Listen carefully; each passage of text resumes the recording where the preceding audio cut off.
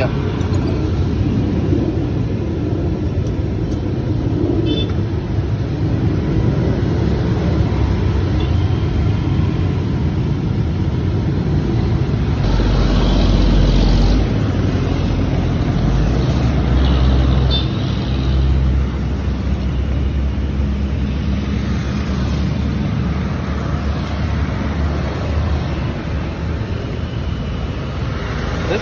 Ya.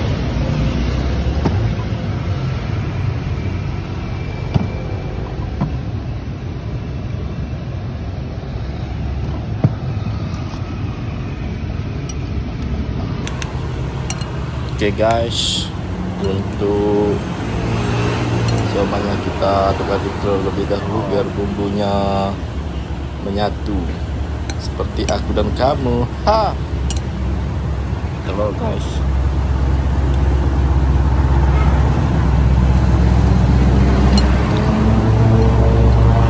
Ini siomay atau batagor rekomen untuk kalian. Untuk lokasi ini di dekat JM Lemabang atau di samping pom bensin JM Lemabang.